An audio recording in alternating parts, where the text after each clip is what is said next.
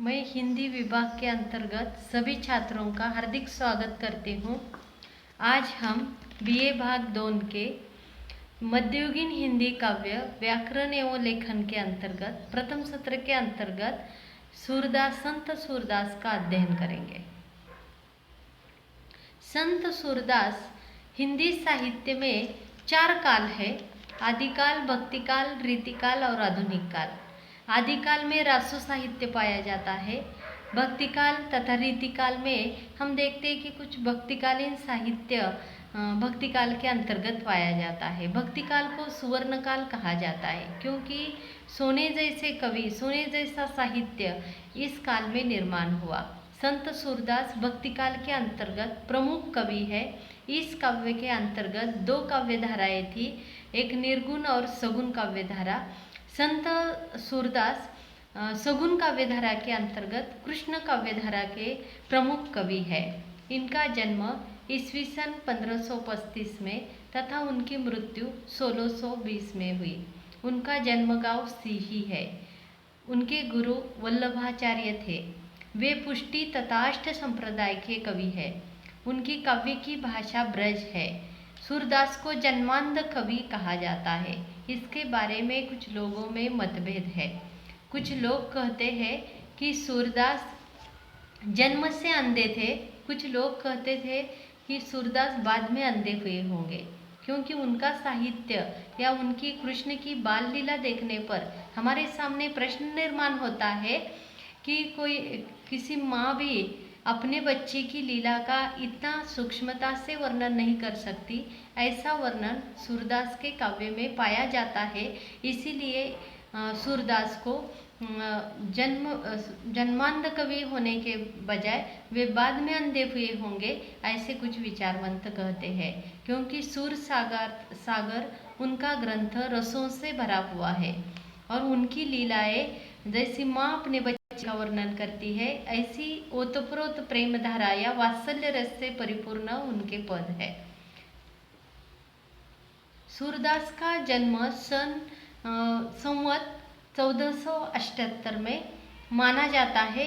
एक मान्यता के अनुसार इनका जन्म मथुरा के निकट रेणुका क्षेत्र में हुआ, जबकि दूसरी मान्यता के अनुसार उनका जन्म स्थान दिल्ली के आसपास सीही माना जाता है।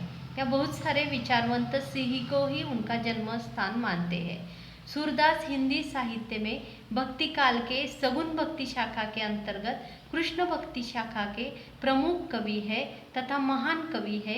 हिंदी साहित्य में भगवान श्री कृष्ण के अनन्य उपासक तथा ब्रज भाषा के एक श्रेष्ठ कवि महात्मा सूरदास हिंदी साहित्य के सूर्य माने जाते हैं। सूर सूर तुलसी ससी, यह जो पंक्तियाँ है वह हमारे साहित्य में सर्वश्रेष्ठ पंक्ति मानी जाती है। और सूरदास को आकाश के सूर्य के समान, क्योंकि उनका साहित्य सूर्य की भांति प्रकाशित है, इसलिए उन्हें सूरज माना जाता है। तो तुलसीदास का साहित्य चंद्रमा की तरह शीतल है, इसलिए तुलसीदास को हिंदी साहित्य के चंद्रमा माना हुआ है। सूरदास के पिता रामदास गायक थे। सूरदास के जन्मांध होने के विषय में भी मतभेद है। प्रारंभ में ही सूरदास आगरा के समीप गौ घाट पर रहते थे। वही उनकी भेंट वल्लभाचार्य से हुई और वल्लभाचार्य ने उन्हें अपने शिष्य के रूप में स्वीकार किया।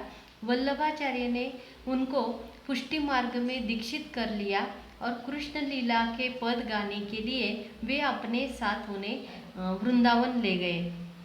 सन 1583 में परसोली में उनका निधन भी हो गया है। सूरदास के प्रमुख जो ग्रंथ है वह सूर सागर, जो सूरदास की प्रसिद्ध रचना है, जिसमें 1.25 लाख पद संग्रहित है, किंतु अब 7-8 हजार पद ही हमें मिल जाते हैं। उनका दूसरा ग्रंथ है सूर सारावली। तीसरा है साहित्य लहरी, जिनमें उनके पद कूटकर भरे हुए हैं तथा संकुट पद उनमें संकलित है।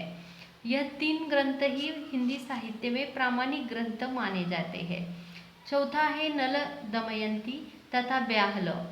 यह ग्रंथ भी सूरदास द्वारा लिखित कहते हैं। कुछ विचारवंत ऐसा कहते हैं, यदि सूरदास अंधे थे तो उनका साहित्य किसने लिखा होगा। लेकिन यह साहित्य उनके शिष्यों ने, सूरदास जब गऊ घाट पर श्रीनाथ के मंदिर में श्री कृष्ण की लीला के पद गाते थे या वात्सल्य के पद गाते थे, तब उनके शिष्यों ने उन्हें संग्रहित किया तथा आज वह हमारे सामने प्रकाशित हुए हैं। सूरदास के गत साल में यानी बीए भाग 1 में ही हमने यही पद, यह 2 पद अध्ययन के लिए हमें थे। वही पद आज नया जो सिलेबस विद्यापीठ ने हमें रखा है उसमें यह 2 पद, वही पद रखे हुए हैं। गत साल में ही इस पद का हमने अध्ययन किया है। सूरदास के सूरसागर के 2 हिस्से हैं। पहला हिस्सा है संयोग श्रृंगार का और दूसरा हिस्सा है वियोग श्रृंगार का। संयोग के अंतर्गत भी जब कृष्ण अपने माता यशोदा के पास तथा देवकी के पास थे तो उनका वर्णन, वात्सल्य वर्णन से भरे हुए पद सूरदास ने संग्रहित किए हैं। और जब कृष्ण यशोदा मैया से दूर है ना मथुरा चले जाते हैं तो यशोदा मैया की हालत क्या हुई तथा राधा के से दूर जाने के पश्चात उनकी हालत क्या हुई, इसका वर्णन सूरदास ने वियोग श्रृंगार के अंतर्गत भी किया हुआ है। तो हमें जो अध्ययन के लिए पद है वे पहले वात्सल्य रस से परिपूर्ण संयोग श्रृंगार के अंतर्गत दिए हुए पद है। तो यह पद भी वात्सल्य रस का वात्सल्य रस से भरा हुआ है। तो आज हम पहला पद देखते हैं। सुतमुख देखी जशोदा भोली, हर्षित देखी दूध की दंतिया, प्रेम मगन तन की सूदी बोली। बाहरी ते तब नंद बुलाए, देखो दो सुंदर सुखदाई। तनक तनक सी दूध दंतुलिया, देखो नयन सफल करो आई। आनंद सहित महर तब आए, मुख चितवन दो नयन गाई। सूर श्याम किलकत द्विज, देखो मनो कमल पर बिच्छू जगाए। देखो यहाँ हमें दिखाई देता है कि सूरदास ने कितनी सूक्ष्मता से कृष्ण की बाल लीलाओं का वर्णन किया है।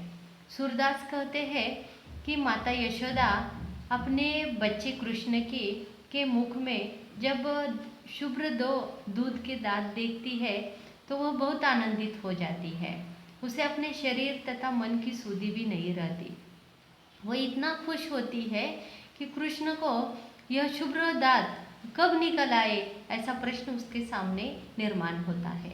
वह आनंदित होकर घर अंदर चली जाती है और नंद को बुलाती है और अपने पति नंद को कहती है कि देखो कृष्ण के कितने सुंदर दांत मुंह के अंदर आए हुए हैं जो मुझे बहुत सुख दे रहे हैं। तुम भी अपने नयनों को सफल कर लो।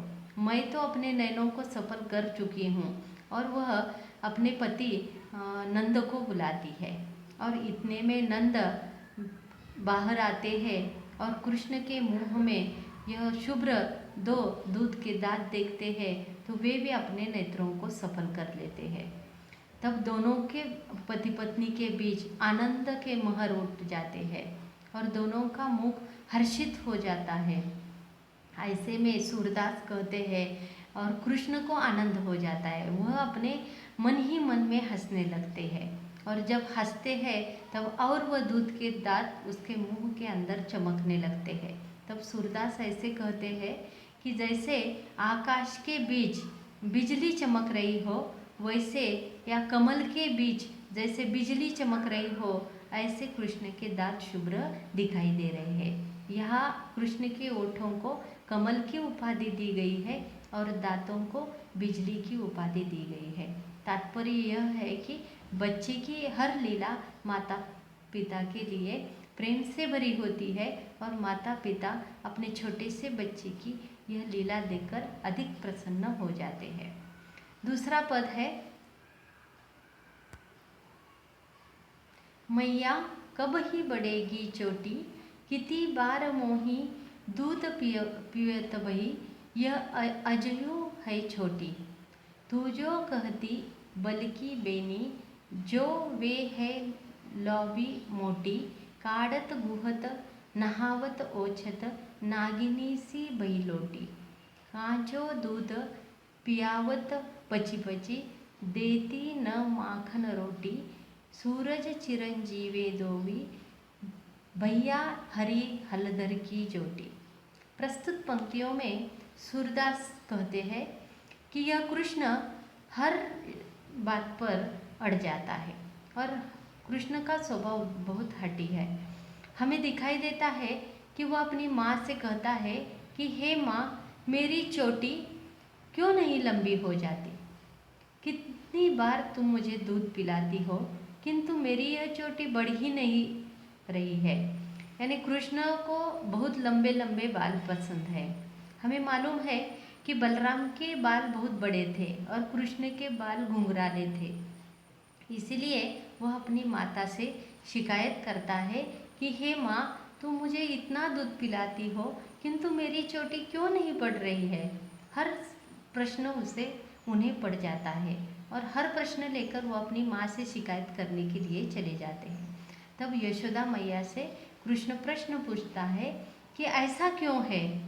क्योंकि बलराम भैया की चोटी तो कितनी लंबी है, मुझे तो बहुत लंबी चोटी चाहिए। और वह कहता है कि जब जैसे कि मेरी चोटी इतनी बड़ी हो कि वह नागिनी सी मेरी शरीर पर लपेटती रहे, यानी लड़कियों के बाल बड़े बड़े हो और वह भीगे हुए बाल हो, तो हमें ऐसा लगता है दूर से कि वह उसके शरीर पर सर्प ही घूम रहा है। उसी प्रकार बड़े बड़े बाल, नागिनी से बाल वह रखना चाहता है। इसलिए काटते समय, कहीं जाते समय या दूध पीते समय, नहाते समय उसे ऐसा लगता है कि बड़े बड़े बाल मेरे शरीर पर लगे रहे और मुझे ऐसा लगे कि मेरे शरीर पर नागराज ही छाया हुआ है।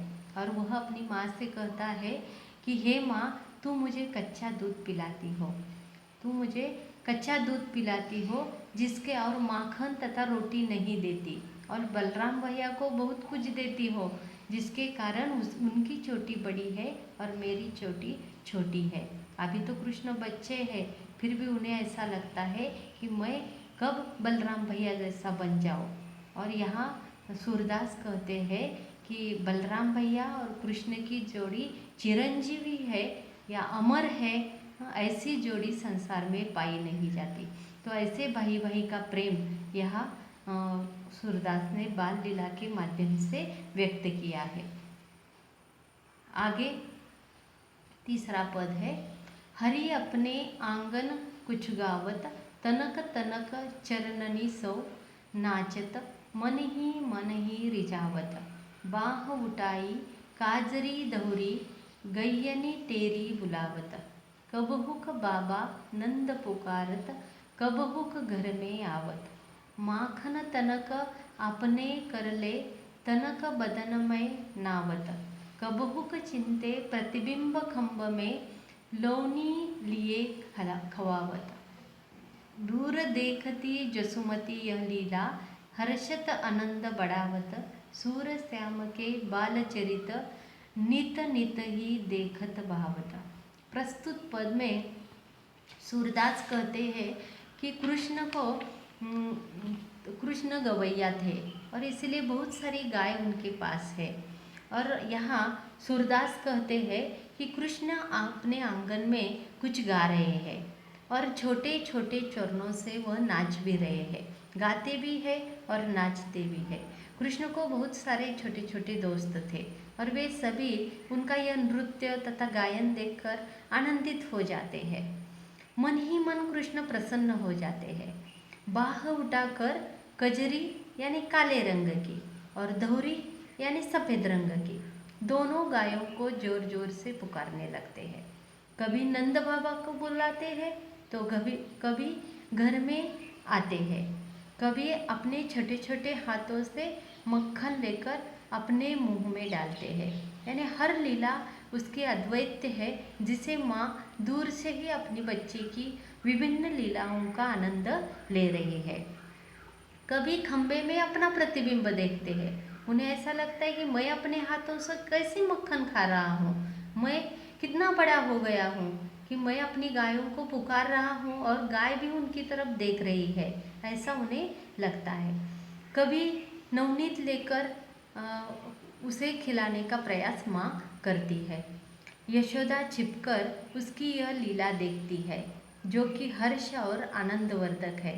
सूरदास कहते हैं कि कृष्ण का बाल चरित्र प्रतिदिन ही देखने को अच्छा लगता है। इस प्रकार यहाँ माता यशोदा कृष्ण की यह विभिन्न लीलाएं देखकर बहुत आनंदित हो जाती है। ऐसे सूरदास ने 5000 से अधिक पद सूर सागर में लिखे हुए हैं।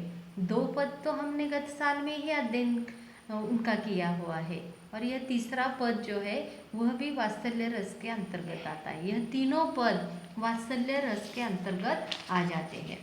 आगे का जो पद है वह भी वात्सल्य रस से ही परिपूर्ण है। सभी सूरदास के यह सभी जो पद है वो वात्सल्य रस से ही भरे हुए हैं और हमें अध्ययन के लिए है।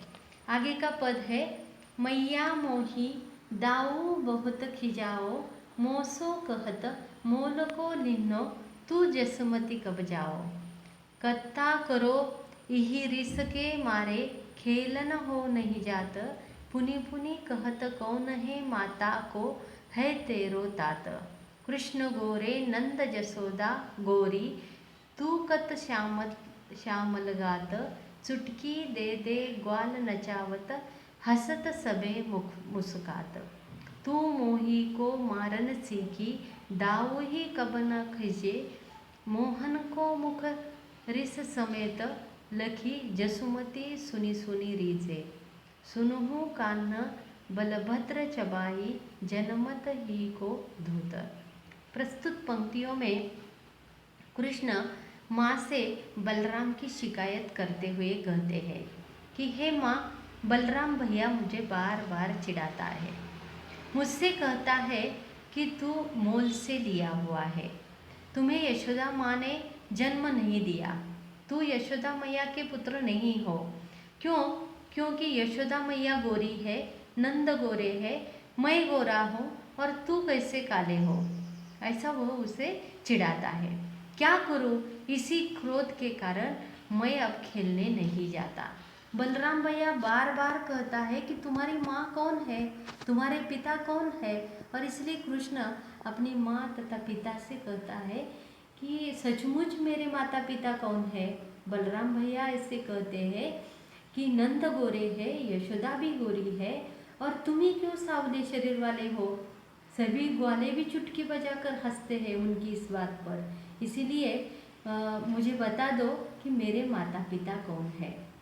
तुम हमेशा हमें ही मारना जानती हो, भैया पर कभी क्रोध नहीं करते, इसलिए शायद वही तुम्हारे सगे पुत्र है और मैं तुम्हारा पुत्र नहीं हूँ, इसीलिए तुम बार बार मुझे ही मारती हो, बलराम भैया से कुछ नहीं कहती।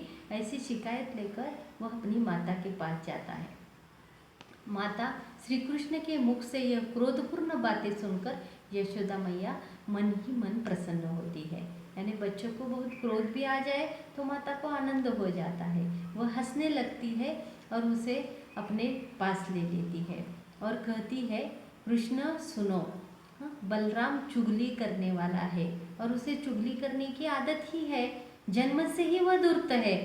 मैं ही तुम्हारी माँ हूँ, मैं तुम्हारी गोधन की यानी गाय की शपथ लेकर कहती हूँ कि मैं ही तुम्हारी माँ हूँ और तुम ही मेरे पुत्र हो। इस प्रकार सूरदास ने माता यशोदा और कृष्ण के अद्वैत प्रेम का वर्णन किया है।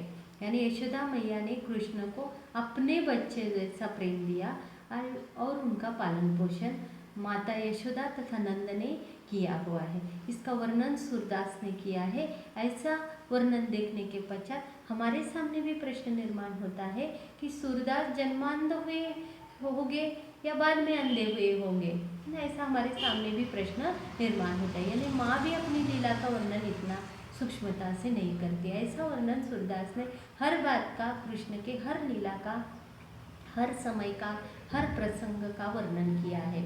उसके रूप, सौंदर्य, श्रृंगार, उनकी ब्रज में की हुई सभी लीलाएं, वह गोपियों के साथ, राधा के साथ तथा लता, बेलिया, बगीचा उनके साथ खेलते हुए अपने आंगन का या सभी बातों का वर्णन सूरदास ने सूरसागर में किया हुआ है। इसलिए सूरसागर को रसों की खान माना जाता है। आगे अंतिम जो पद है सूरदास का, वह मैया मोही मैं नहीं माखन खायो, ख्याल परे ये सखा मिले, सब मेरे मुख लिपटायो, देखी तू ही सीके पर भाजन, ऊंची दरी लटकायो, तू ही निरखी नान्हे कर अपने, मैं कैसे कर पायो, मुख दुध दधि पोछी, बुद्धि एक किन्हे, दोना पीठी दुरायो, डारी साठी मुस्काई जसोदा, श्याम ही कंठ लगायो, बाल विनोद मोद मन मोस्यो, भक्ति प्रताप दिखायो, सूरदास जसुमती को यह सुख शिव विरंची नहीं पायो।